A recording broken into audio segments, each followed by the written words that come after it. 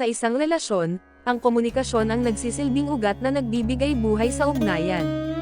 Kapag ito ay maayos, mainit, at tapat, ang relasyon ay nagiging ligtas at payapa. Ngunit kapag ang komunikasyon ay napuno ng katahimikan, maling interpretasyon, o pagtatago ng damdamin, unti-unting humihina ang koneksyon. Ang kaligayahan ng magkapareha ay madalas hindi nagmumula sa kawalan ng problema, kundi sa kakayahang pag-usapan ang lahat ng may pag-unawa. Ang mainit na komunikasyon ay nagsisimula sa pakikinig na may malasakit. Hindi ito pakikinig upang sumagot o manalo sa usapan, kundi pakikinig upang maunawaan ang pinanggagalingan ng damdamin. Kapag ang saloobin ay tinatanggap ng walang panghuhusga, nagkakaroon ng puwang para sa pagiging bukas. Sa ganitong kapaligiran, ang bawat isa ay hindi natatakot magsabi ng totoo.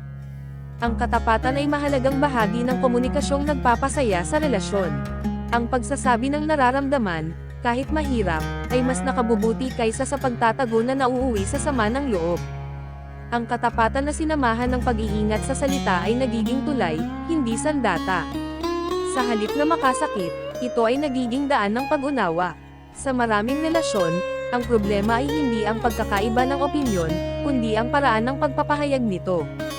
Kapag ang salita ay binibigkas ng may galit o paninisi, nagiging hadlang ito sa koneksyon. Ngunit kapag ang parehong ideya ay ipinahayag ng mahinahon at may respeto, nagiging simula ito ng mas malalim na pag-uusap. Ang tono at intensyon ay kasing halaga ng mismong mensahe.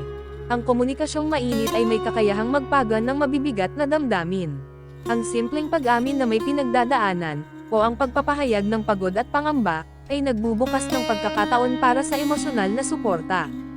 Kapag ang damdamin ay hindi binabaliwala, ang relasyon ay nagiging kanlungan, hindi dagdag na pasanin. Ang pagiging bukas sa komunikasyon ay nangangailangan ng tiwala. Ang tiwalang ito ay nabubuo kapag paulit-ulit na napatutunayan na ang bawat usapan ay ligtas. Kapag walang takot na mapahiya o maliitin, mas nagiging natural ang pagpapahayag ng saloobin. Sa ganitong relasyon, ang katahimikan ay hindi puno ng tensyon, kundi ng pag-unawa. Ang komunikasyon ay hindi laging tungkol sa seryosong usapan. Ang pagbabahagi ng simpleng kwento, mga munting tagumpay, o pang-araw-araw na karanasan ay nagpapalapit ng loob.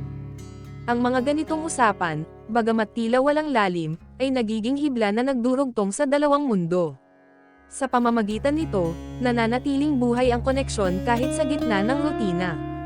Ang pagiging tapat ay hindi nangangahulugang pagiging prangka sa paraang nakakasakit. May pagkakaiba ang katapatan na may malasakit at katapatang walang konsiderasyon.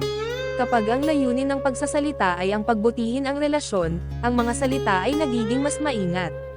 Sa ganitong paraan, ang katotohanan ay nagiging lunas, hindi sugat. Ang komunikasyong may init ay nagbibigay daan din sa mas maayos na pagharap sa hindi pagkakaunawaan. Kapag ang problema ay napag-uusapan sa tamang oras at paraan, hindi ito naiipon. Ang bawat isyu ay nagiging pagkakataon para matuto at mas makilala ang isa't isa. Sa halip na sirain ang relasyon, ang mga pagsubok ay nagiging dahilan ng paglago.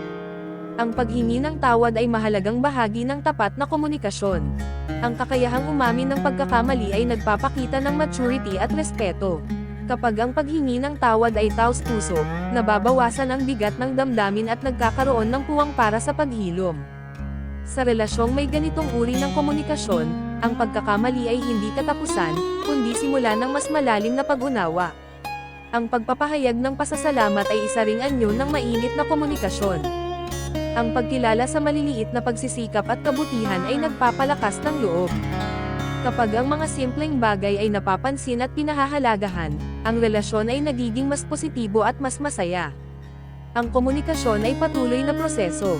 Habang nagbabago ang bawat isa, nagbabago rin ang paraan ng pakikipag-usap. Ang pagiging handang mag-adjust, matuto, at makinig ay mahalagang bahagi ng pangmatagalang kaligayahan. Hindi sapat ang minsanang pag-uusap, kailangan ang konsistensya at dedikasyon. Ang katahimikan sa relasyon ay hindi laging masama. May mga sandaling ang presensya lamang ay sapat. Ngunit kapag ang katahimikan ay nagiging iwasan ng damdamin, doon nagsisimula ang problema. Ang balanseng komunikasyon, kung kailan magsasalita at kung kailan mananahimak, ay nagpapakita ng emosyonal na katalinuhan. Sa huli, Ang komunikasyong mainit at tapat ang nagbibigay ng pakiramdam na ang relasyon ay ligtas at totoo. Ito ang nagpaparamdam na ang bawat isa ay mahalaga, naririnig, at inuunawa. Sa ganitong ugnayan, ang kaligayahan ay hindi pilit. Ito ay kusang umuusbong mula sa mga salitang binibigkas ng may paggalang at mga katahimikang puno ng tiwala. Ang relasyong pinagyayaman ng tapat at mahinahong komunikasyon ay nagiging tahanan ng kapayapaan. Sa bawat usapan na may init at bawat katotohanang ipinahahayag ng may malasakit, unti-unting nabubuo ang isang pagsasamang matatag, payapa, at tunay na masaya.